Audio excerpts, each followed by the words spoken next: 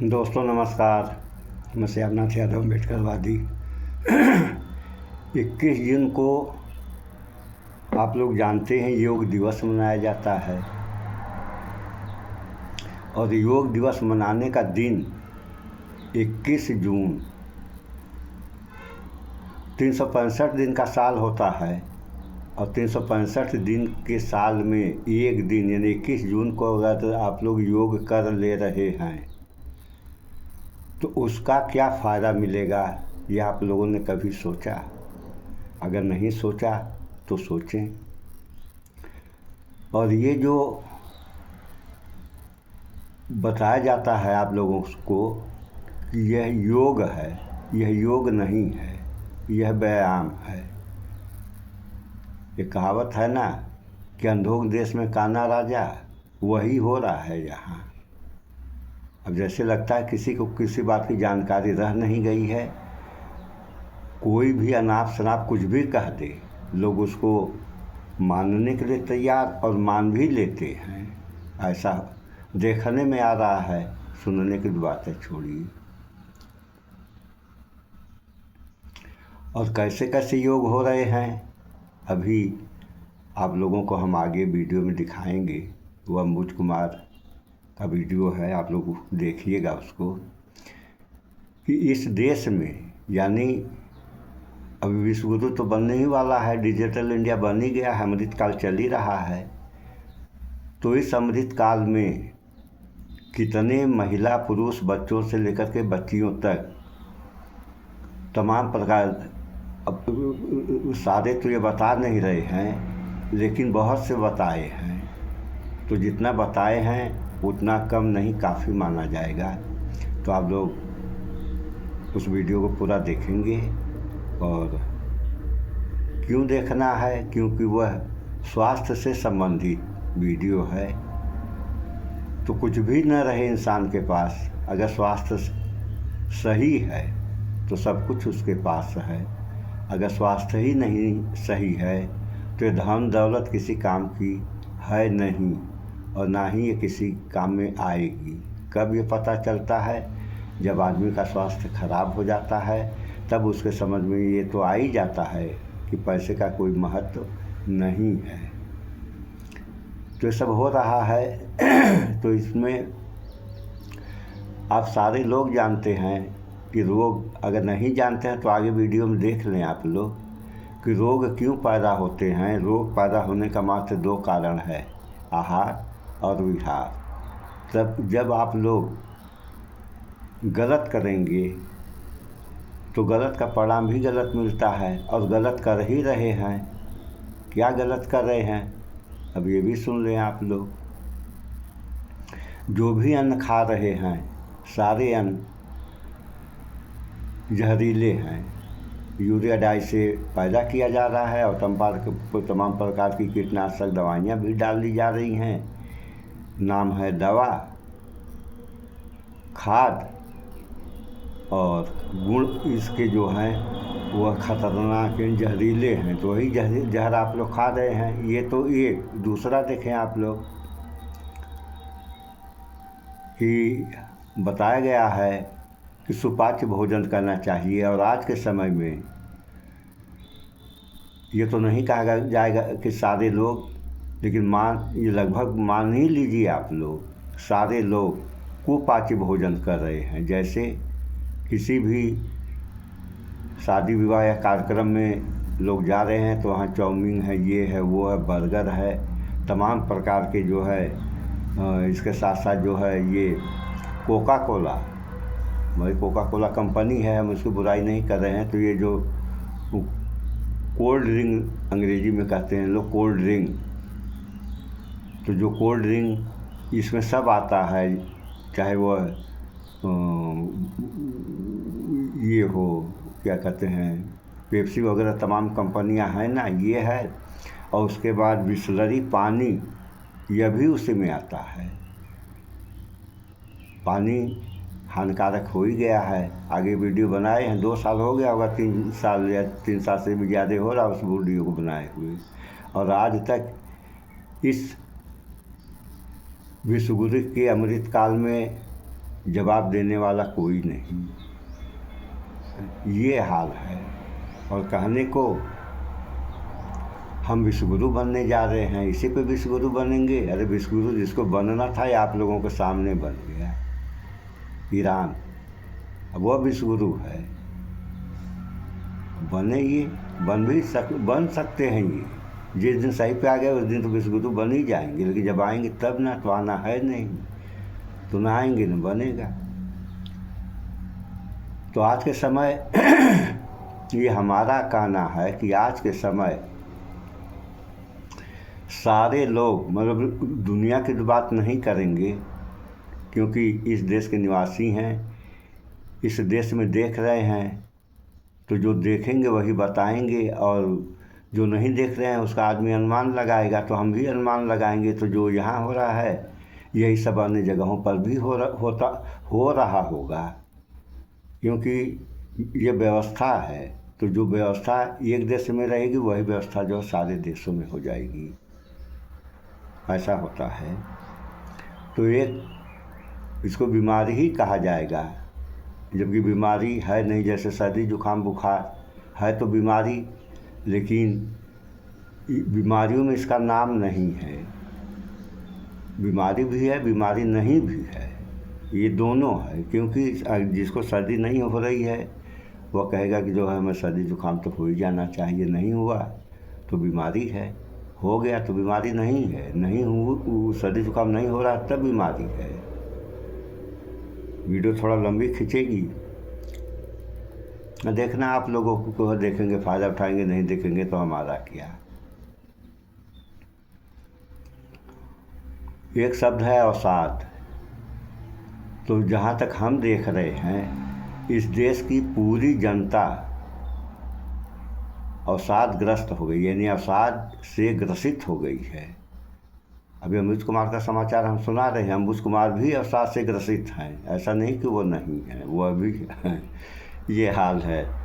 तो अभी हम दिखा रहे हैं उनका वीडियो। तो ये हाल है कि सारे लोग अवसाद से ग्रसित हैं, और जितनी बीमारियां वो बता रहे हैं वह तो बता ही रहे हैं। अन्य बीमारियों से भी बचने के उपाय हैं, ऐसा नहीं है कि उपाय नहीं है, उपाय हैं। लेकिन उपाय कब होगा, जब आप लोग सुधर जाएंगे तब होगा। अन्यथा जो हो रहा है ये घटोत्तरी में नहीं जाएगा, यानी घटने वाली व्यवस्था में नहीं जाएगा, बढ़ोत्तरी में जाएगा। आज इतने हैं, आने वाले समय में इससे ज़्यादा हो जाएंगे। और एक बीमारी जो हम यहाँ देख रहे हैं मुख्य रूप से शुगर, तो लगभग दुनिया में सबसे ज़्यादा इस देश में होगा, ये हमारा अनुमान है। हम इस बारे में क्लियर नहीं है, लेकिन हमारा अनुमान है कि जब चौथा पाँचवा आदमी इस देश में शुगर से ग्रसित है तो दुनिया का सबसे ज़्यादा शुगर के मरीज इसी देश में होने चाहिए। तो सारी बीमारियों का इलाज है, सारे लोग थोड़ा सा दवा और थोड़ा सा व्यायाम तो हर इंसान के लिए आवश्यक है, और दवा भी हर इंसान के लिए आवश्यक है। अब देखिए आज के समय आप लोग कि जब औरतें गर्भवती हो जा रही हैं, यानी बच्चा गर्भ में ही है, तभी से बच्चे की दवा शुरू हो जा रही है।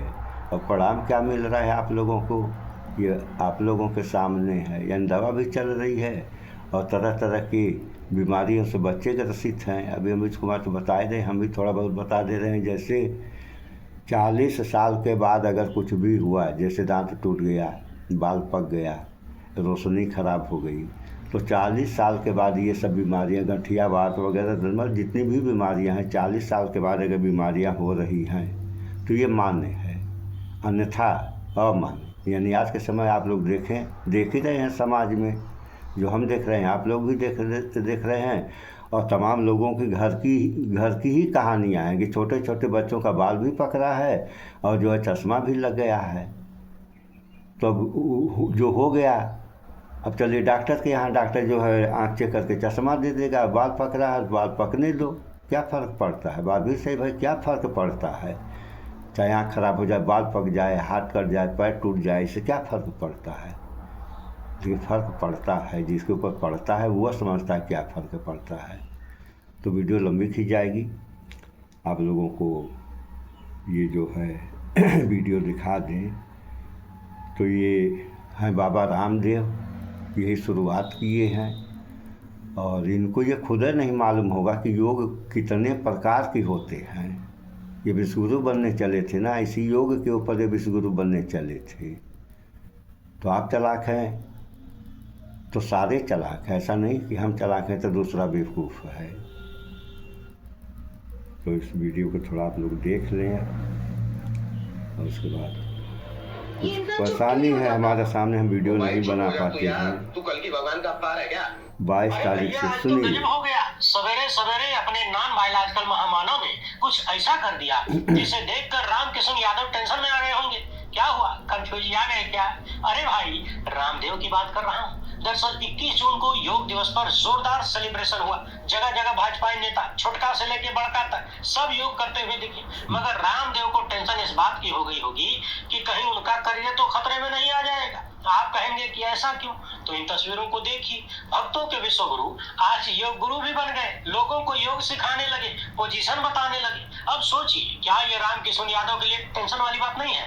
जिस योग के नाम पर रामकिशन यादव ने अपना धंधा चमकाया, इतना व्यापार बढ़ाया, इतनी राजनीतिक पहुंच बनाया, हजारों करोड़ का माल कमाया, झूठ बोल बोल के भाजपा को वोट दिलवाया, आज उसी भाजपा के सबसे बड़ के नेता रामदेव का करियर निपटाने में लग गए हैं। यानी कुल मिलाकर डॉक्टर, इंजीनियर, साइंटिस्ट, शिक्षाविद, राजनीतिज्ञ, विश्व गुरु और न जाने क्या क्या बनने के बाद अपने महामानव आज योग गुरु भी बन गए।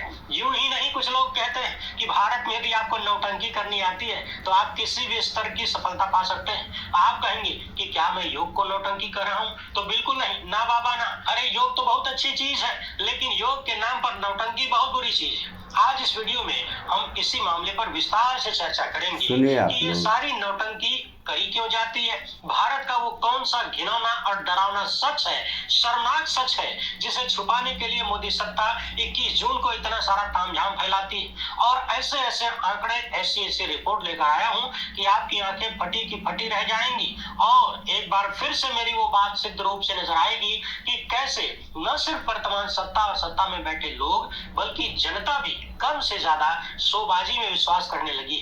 यानी मूल काम हो चाहे न हो, ड्रामा एकदम टॉप पर चलना चाहिए। आगे बढ़ने से पहले मैं आपको कुछ तस्वीरें दिखाना चाहता हूं, जरा टकी लगा के देख लीजिए। सबसे पहले तो आज बिहार के स्वास्थ्य मंत्री का वीडियो खूब वायरल हो रहा है। इन्होंने तो इतना बढ़िया योग किया है कि पूरा बिहार यही योग है एक्शन देख के इकट्ठे स्वस्थ हो जाएगा। थोक के भाव लोग कह रहे हैं कि कहीं बिहार के सारे अस्पताल कल से बंद न करने पड़ जाए, शटरवा न गिराना पड़ जाए, डॉक्टरों का क्या होगा? इतने बढ़िया स्वस्थ, मजबूत और कर्मठ स्वास्थ्य मंत्री जो मिले हैं। अब आ जाइए केंद्रीय मंत्री नितिन गडकरी से मिलिए। इनका ये वाला योग दिवस का वीडियो खूब वायरल है। हुजूर कुर्सी पे बैठे बैठे योगा कर रहे हैं और जैसे ही आगे की तरफ झुकते हैं खांसी आ जाती है। लोग चुटकी ले रहे हैं कि ये E85 वाला इंटरनेशनल योगा डे है, यानी 85% इथेनॉल मिक्स योगा डे है। बाकी अपने विश्व गुरु का तो आपने देखिए लिया, आज योग गुरु भी बन गए हैं। गले में गमछा टांग के एकदम किसी पिटी कोच की तरह लोगों को रोकते टोकते समझाते बताते नजर आए।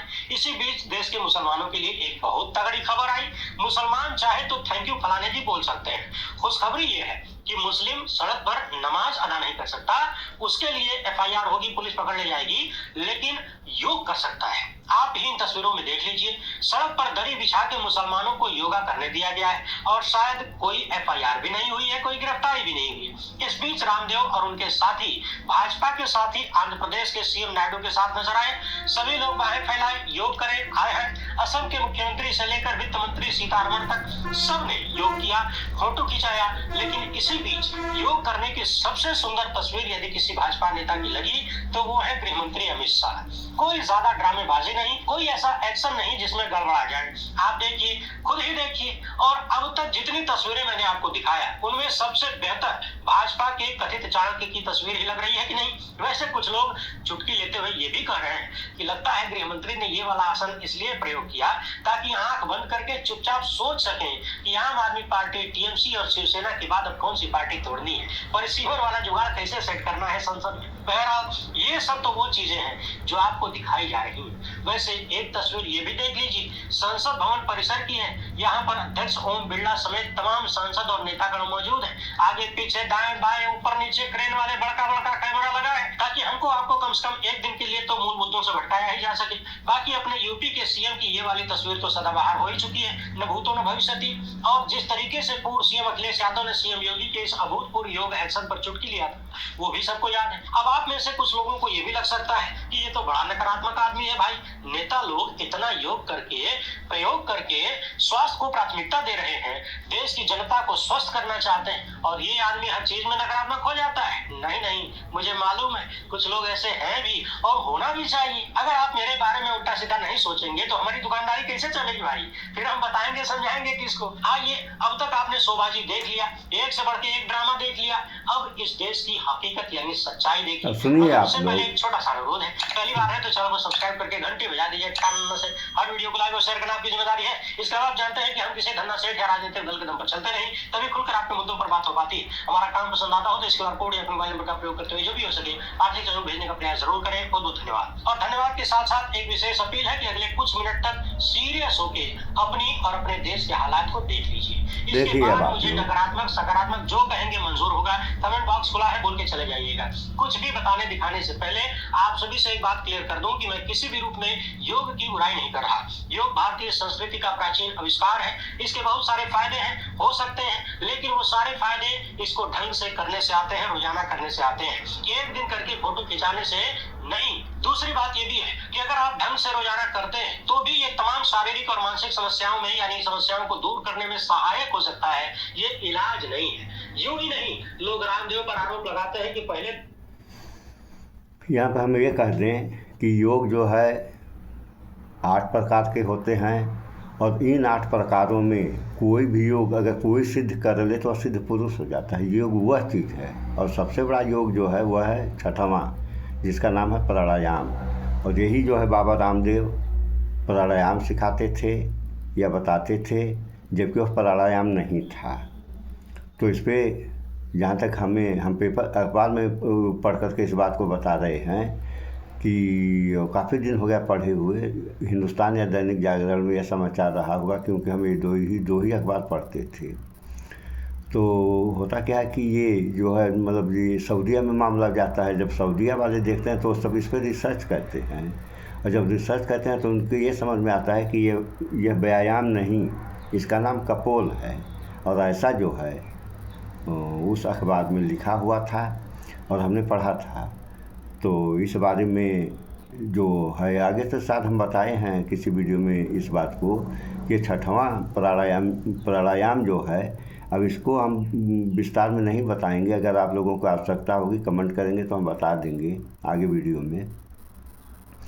तो यही वह व्यायाम है कि इंसान जो है, लोग कहते हैं ना कि जीते जी इंसान जो है मुक्ति प्राप्त कर ले, तो यह व्यायाम जो सिद्ध कर लेगा वह जीते जी मुक्त हो जाएगा, मुक्ति प्राप्त कर लेगा। ये सत्य है, क्योंकि उसके पास मौत नहीं आएगी। वह भी मरेगा, ऐसा नहीं कि वह नहीं मरेगा, लेकिन वह मरेगा नहीं, वह शरीर त्याग देते हैं लोग। तो शरीर त्यागने वाली कहानी आप लोग जानते ही हैं, शरीर त्यागना किसको कहता है, कहा जाता है। तो ये सही कर रहे हैं मुझ कुमार कि हम बुराई नहीं कर रहे हैं। बुराई किसी की, अरे गलत की भी बुराई नहीं करनी चाहिए।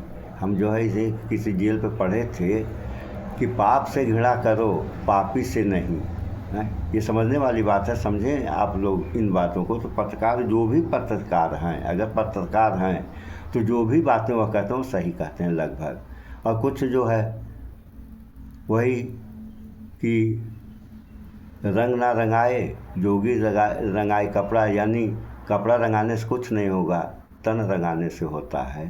तो सुनिए आप लोग इस वीडियो को। यूं ही नहीं, लोग रामदेव पर आरोप लगाते हैं कि पहले तो कहते थे कि 80% योग और 20% दवाई, धीरे धीरे योग हो गया 20% से कम और हो गई 80% दवाई, यानी इन्होंने योग को अपना धंधा बना लिया कथित रूप से। मगर ध्यान रहे, योग रामदेव नहीं है। रामदेव एक बहुत बड़े विज्ञान के छोटे से प्रचारक हो सकते हैं और प्रचार के नाम पर अपना धंधा कर सकते हैं, लेकिन योग की पहचान रामदेव से नहीं है।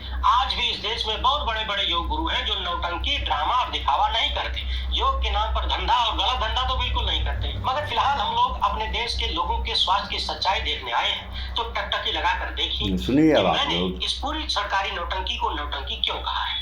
अगर हम अपने देश के बच्चों की बात करें तो पिछले कुछ साल के रिकॉर्ड बेहद चिंताजनक है। नेशनल हेल्थ फैमिली सर्वे के मुताबिक हाल ही में पता चला कि देश में 5 साल से कम उम्र के बच्चों में 35% से भी ज्यादा स्टंटेड है, यानी उम्र के हिसाब से उनकी लंबाई कम है। यानी अगर कोई बच्चा 8 साल का है तो उस उम्र में जितनी लंबाई होनी चाहिए उससे कम है। इसी तरह लगभग 20% बच्चे वास्टेड है, यानी लंबाई के हिसाब से वजन कम है, और 32% से ज्यादा बच्चे अंडरवेट है, यानी उम्र के हिसाब से वजन कम है। अब आप सोचिए कि देश का लगभग हर तीसरा बच्चा किसी न किसी कुपोषण से ग्रस्त है। सुनिए इसी आप तरह लोग। सर्वे में पता चला कि 6 महीने से लेकर लगभग 5 साल तक के 67% से ज्यादा बच्चों के भीतर खून की कमी है। आप सोचिए कि हर 3 में से 2 बच्चे के भीतर खून की कमी है। ये है इस देश के भविष्य का हाल, और इससे बच्चों में कमजोरी आती है, बार बार बीमारी आती है, पढ़ाई में मन नहीं लगता, शारीरिक विकास नहीं होता, मानसिक विकास नहीं होता। और मैंने बार बार आपको बताया है कि बीमार जनता, कमजोर जनता किसी भी देश के लिए बोझ होती है। अगर आपकी जनता बीमार है, कमजोर है, न तो वो पढ़ाई लिखाई में अच्छी होगी, न कुछ बढ़िया बना पाएंगे, न क्रिएटिव होंगे, न आविष्कार कर पाएंगे, न ही उत्पादक बनेंगे। सोचिए कि ये कितनी गंभीर बात है कि हर 3 में से 2 बच्चे के भीतर खून की कमी है। अब आ जाइए लड़कियों यानी किशोरियों की बात पर। खासकर किशोरियों की वो उम्र जब उनके भीतर, उनके शरीर के भीतर शारीरिक बदलाव तेजी से आते हैं, यानी 15 से 19 साल की लड़कियों में लगभग 60% के भीतर एनीमिया मौजूद है। यानी सोचिए कि स्कूल कॉलेज की उम्र में लगभग हर 10 में से 6 लड़की खून की कमी से जूझ रही है। सुनिए कितना आप लोग। गंभीर आंकड़ा है, कितना गंभीर मामला है। 100 में से 60 लड़कियों के भीतर खून की कमी है, 100 में से 60, जिसकी वजह से वो कायदे से पढ़ नहीं सकती, शारीरिक ताकत नहीं होगी, पीरियड्स की वजह से और ज्यादा समस्याएं होंगी, कमजोरी होगी, भविष्य की प्रेगनेंसी और ओवरऑल हेल्थ पर असर पड़ता है। यानी लड़कियां कल को जब बच्चे पैदा करेंगी तो उनके भीतर भी कमजोरी होगी। क्या ये हमारे लिए शर्म की बात नहीं है कि एक तरफ संसद और विधानसभा में 50% आरक्षण महिलाओं को देने की नौटंकी करते हैं, दूसरी तरफ हम अपने महिलाओं के भीतर उनके शरीर में खून की कमी को दूर नहीं कर पा रहे हैं, यानी उनको कायदे का भोजन नहीं मिल रहा, पूरा पोषण नहीं मिल रहा। ये चीजें सुनकर आपको लग रहा होगा कि ये तो दूर की बात है, लेकिन आप अपने ही घर में जरा जांच करवाइए, पता चलेगा कि हालात क्या है। लड़कियों से अब महिलाओं पर आ जाइए। सरकारी आंकड़े बताते हैं कि 15 साल से 49 साल की महिलाओं में 57% एनीमिया है, यानी खून की कमी है। इसी तरह गर्भवती महिलाओं में यह आंकड़ा 52% से भी ज्यादा है, यानी महिलाएं प्रेग्नेंट हैं, शरीर में एक बच्चा लेकर घूम रही हैं, और 100 में से 52-53 महिलाएं खून की कमी से जूझ रही हैं। यही कारण है कि प्रेगनेंसी के वक्त खून की कमी के कारण समय से पहले यानी प्री मैच्योर डिलीवरी होती है, बच्चा बहुत कमजोर पैदा होता है, तरह तरह की समस्याएं होती हैं, जिसके कारण डिलीवरी के दौरान भी खतरा बढ़ सकता है। समझने वाली बात यह है कि महिलाओं के भीतर खून की कमी की समस्या बढ़ती ही जा रही है साल दर साल। खासकर जो पिछड़े हुए जिले हैं देश के, वहां पर महिलाओं की सेहत बेहद चिंताजनक है। इसके अलावा सुनिए, भारत में महिलाओं के भीतर ब्रेस्ट कैंसर बहुत तेजी से बढ़ता जा रहा है। साल 2023 में ब्रेस्ट कैंसर के अनुमानित मामले 2,21,000 से ज्यादा थे, और 82,000 से भी ज्यादा महिलाओं की मौत हो गई ब्रेस्ट कैंसर के कारण, जबकि साल 2019 में ये मामले 2 लाख के आसपास थे और मौतें 74,000 से ज्यादा थी। यानी महिलाओं में ब्रेस्ट कैंसर तेजी से बढ़ रहा है और मौतें भी खूब हो रही। इसी तरह भारतीय महिलाओं के भीतर सर्वाइकल कैंसर भी एक बड़ा खतरा बनता जा रहा है। एक स्टडी में पता चला कि साल 2020 में भारत में महिलाओं के कैंसर मामलों में ब्रेस्ट कैंसर एक बता रहे हैं, तो इसका ये अंग्रेजी में बोल रहे हैं, तो इसका हिंदी क्या होगा ये जहाँ तक हम समझ रहे हैं स्तन कैंसर। अगर स्तन कैंसर है तो आप लोग कमेंट करें और हम ये बताएंगे कि स्तन कैंसर औरतें ही कैसे रोक सकती हैं, और ये रोका जा सकता है, ये कठिन नहीं है रोकना। आप लोग कमेंट करें, हम बताएंगे इस बारे में। सर्वाइकल कैंसर की हिस्सेदारी 18% से ज्यादा है, और इसके कारण मौतों में भी 18% से ज्यादा हिस्सेदारी है। ये बीमारी HPV वैक्सीन और रेगुलर स्क्रीनिंग से काफी हद तक रोकी जा सकती है, लेकिन इन सब की बहुत कमी है। इसी तरह ICMR के आधार पर संसद में ये बताया गया कि साल 2024 में भारत में कैंसर के अनुमानित नए मामले लगभग 15,50,000 रहे, जबकि पिछले साल यानी 2023 में 15 लाख से कम थे। 2022 में 14,60,000 के आसपास थे। यानी भारत में कैंसर तेजी से पांव पसार रहा है। युवा और किशोरों की बात करें तो मोटापा तेजी से बढ़ रहा है, क्योंकि खाने पीने की चीजें बढ़ गई हैं। जंक फूड का प्रयोग बहुत बढ़ गया है, स्ट्रीट फूड का प्रयोग बहुत बढ़ गया है, और इसमें बड़ी समस्या है कि भारत में खाने पीने वाली चीजों की मॉनिटरिंग बहुत ही खराब है। कई प्रोडक्ट्स को लेकर बार बार आरोप लग चुके हैं कि वही कंपनियां वही प्रोडक्ट दूसरे देशों में अलग मात्रा में चीजों की मिलावट करती हैं, इंग्रेडिएंट्स अलग होते हैं, उनकी मात्रा अलग होती है, जबकि भारत में चाहे बात नमक की कर ले, नून की, चाहे चीनी की यानी शुगर की, ये दोनों ही बेतहाशा बढ़ा दिए जाते हैं खूब चटपटा बनाने के चक्कर में, जिससे टेस्ट बढ़ जाए, स्वास्थ्य का भले ऐसी की तैसी हो जाए। लेकिन जरा पता लगाइए कि इन चीजों को लेकर भारत में जागरूकता फैलाने के लिए, रोक टोक करने के लिए, इस तरह के गलत प्रोडक्ट्स को मार्केट से हटाने के लिए, कंपनियों को जिम्मेदार बनाने के लिए क्या किया जाता है? जवाब मिलेगा कुछ नहीं। इसी तरह छोटे बच्चों में भी मोटापा बहुत तेजी से बढ़ रहा है, यानी एक तरफ अभाव का कुपोषण, दूसरी तरफ प्रभाव का कुपोषण। गरीबों के बच्चे अभाव में कुपोषित हो रहे हैं, उनको खाने के लिए नहीं मिल रहा।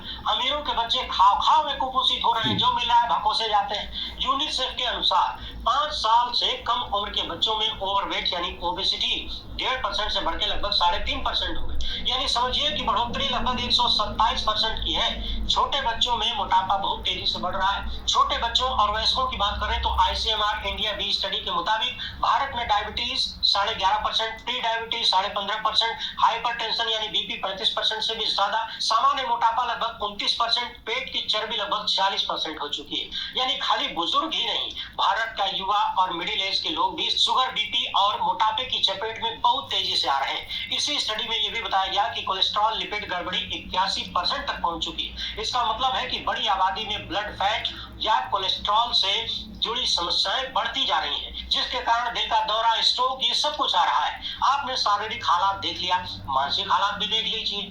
एनसीआरबी 2023 के अनुसार भारत में 1,71,418 लोगों ने स्वतः अपना जीवन समाप्त कर लिया एक साल में, और ऐसा करने वालों की संख्या बढ़ती जा रही है। इसका कारण है मानसिक स्वास्थ्य, पारिवारिक तनाव, बीमारी, बेरोजगारी, पढ़ाई का टेंशन, आर्थिक दबाव। बड़ी संख्या में भारत में स्टूडेंट्स अपना जीवन स्वतः समाप्त कर रहे हैं। नीट का मामला तो आप लगातार देख ही रहे हैं, एक के बाद एक दुखद खबरें सामने आ रही हैं कि युवाओं ने अपना जीवन स्वतः समाप्त कर लिया। वैसे आपको बता दें कि विद्यार्थी जब भी अपनी पढ़ाई की टेंशन को लेकर अपना जीवन समाप्त करता है, खासकर 20-22 साल, 25 साल की उम्र में, तो इसमें दोष विद्यार्थी का नहीं, मेरी नजर में सीधे सीधे माँ बाप ही दोषी हैं। हमारे परिवारों के अभिभावक बच्चों पर इतना ज्यादा दबाव बना देते हैं, मानो बच्चा डॉक्टर नहीं बना, इंजीनियर नहीं बना, IAS नहीं बना तो जीवन में और कुछ बचा ही नहीं है। उसे इतना ज्यादा प्रेशराइज कर देंगे कि वो मान लेता है कि अगर मैं ये काम नहीं कर सका तो मेरा जीवन बेकार है, मैं इस दुनिया पर बोझ हूं। मेरी नजर में ऐसी हर एक मौत का कारण सिर्फ और सिर्फ माँ बाप है, अभिभावक है। ये बच्चों का स्वतः जीवन समाप्त करना नहीं है, ये एक तरह से मर्डर है जो उन्हीं के माँ बाप करते हैं। इस मामले पर कभी विस्तृत चर्चा करेंगे। रिपोर्ट्स के अनुसार अमृतकाल लागू होने के बाद यानी पिछले 10 सालों में विद्यार्थियों द्वारा स्वतः जीवन समाप्त करने की घटनाएं 61% बढ़ गई है। परीक्षाएं और उनका भयंकर दबाव, ये दबाव पैदा कहां से होता है? परिवार की तरफ से, माँ बाप की तरफ से। हमारे माँ बाप अपने बच्चों से इतनी ज्यादा अपेक्षाएं रखते हैं कि जो हम नहीं कर सके बचवा कर ले, हमारा सपना बचवा पूरा कर दे, जबकि आसपास के हालात, सरकारी समस्याएं, तमाम चीजों को नजरअंदाज कर दिया जाता है, कंपटीशन को भी नजरअंदाज कर दिया जाता है। इस देश में हर साल हजारों माँ बाप अपने बच्चों की हत्या कर रहे हैं अपना सपना पूरा करवाने के लिए। बिलियनियर अपने ही शोरूम में सुन रहे हैं आप लोग, ये हाल है लेकिन जो वहां डिजिटल इंडिया का वीडियो लंबी खींच रही है, अपना सपना पूरा करवाने के लिए। आगे आ जाइए, बुजुर्गों की बात कर लेते हैं। तो भारत में 45 प्लस उम्र के लोगों में डायबिटीज की समस्या बहुत गंभीर है, 16% से ज्यादा है। और बड़ी महत्वपूर्ण बात यह है कि ज्यादातर बुजुर्गों को अपनी बीमारी के बारे में पता नहीं है। इसी के साथ 60 प्लस उम्र के 34% पुरुष और करीब 40% महिलाओं के भीतर खून की कमी है। अभी दिखा रहे हैं, क्या करें, यही सब थोड़ा सा परेशानी है हमारे सामने।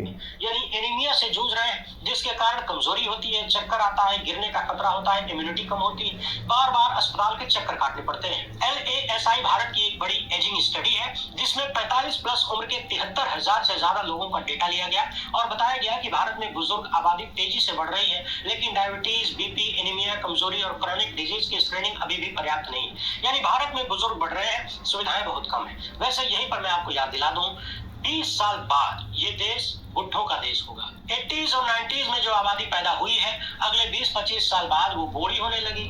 हम सब बुढ़ापे के दौर में जाएंगे। अब सोचिए कि जब जवानी बेकार है तो बुढ़ापे का हाल क्या होगा। जब जवानी में नौकरी नहीं, बेरोजगारी नहीं, आईपीएल में कूदे पड़े हैं, मर रहे हैं दिन रात आईपीएल देख के, सट्टा खेल के, रोजगार नहीं है, देश के हालात खस्ता है, तो बुढ़ापे का हाल क्या होगा।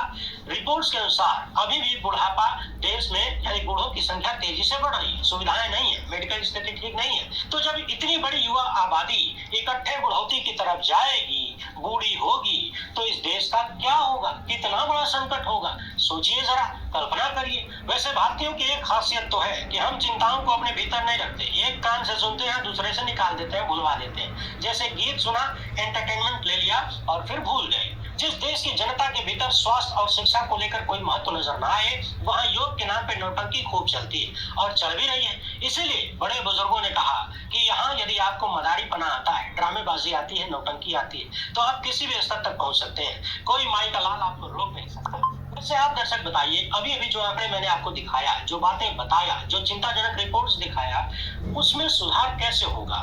बड़े बड़े कैमरे लगा के योग करने का ढोंग दिखाने से ये देश स्वस्थ कैसे होगा। बच्चों को संपूर्ण आहार देने से, हमारी बेटियों के भीतर खून की कमी को दूर करने से, महिलाओं को संपूर्ण पोषण देने से, बुजुर्गों को बढ़िया दवाई देने से, युवाओं को बढ़िया और स्वस्थ भोजन देने से, या फिर साल में एक दिन बड़े बड़े कैमरे लगाकर फोटो खिंचाने से। ध्यान रहे, मैं योग का विरोधी नहीं हूँ, लेकिन योग के नाम पर नौटंकी का विरोध है। नौटंकी कर रहे हैं तो बता दीजिए कि नौटंकी है। स्वस्थ बनाने के नाम पर ये नौटंकी चल देना। यदि आप सच में लोगों को स्वस्थ बनाना चाहते हैं तो पहले मूल काम करिए। देश के बच्चों, बेटियों, महिलाओं, युवाओं, बुजुर्गों को बढ़िया भोजन और दवाई दीजिए। इसी देश में हमने पिछले दिनों देखा, नकली सिरप, जहरीला सिरप पीकर कितने सारे बच्चों की मौत हो गई। इसी देश में आए दिन तमाम नकली, फर्जी दवाएं, एक्सपायर्ड दवाएं दुकानों से पकड़ी जाती हैं। आदमी एक दवा खाता है किसी बीमारी से बचने के लिए, फिर वो दवाई नई बीमारी लेके आ जाती है। अरे दवाई और खाना तो छोड़िए, जिस देश में साफ पानी न मिले, गंदा पानी पी के दर्जनों लोग मर जाएं, हजारों लोग बीमार पड़ जाएं, और उसी शहर को सबसे स्वच्छ शहर होने का इनाम दिया जाए, तो फिर क्या ही कहा जाए। इसीलिए जमीन पर काम करने के बजाय हवा में ड्रामा दिखाया जाता है, ताकि आपका ध्यान मूल से भटका रहे। और भारत तो वैसे भी ड्रामा पसंद देश है। बहरहाल, आप इस बारे में क्या सोचते हैं? सुन लिया आप लोगों ने, सब सुधर जाइएगा, सब सुधरेगा, आइए हमारे साथ, सब सुधर जाएगा। सो इस वीडियो में इतना ही। वीडियो को शेयर ज़रूर कर दें आप लोग, क्योंकि अगर आप नहीं समझ रहे, हो सकता है कि शेयर कर देने से दूसरा समझ जाए, तो सारी समस्याओं का सुधार हो जाएगा। आप लोग आइए हमारे साथ। इस वीडियो में इतना ही। भाईचारा बनाते हुए रहें, स्वच्छता अपनाएं, शुद्ध खाएं, स्वस्थ रहें, शिक्षित बने। जय विज्ञान, जय संविधान। नमस्कार।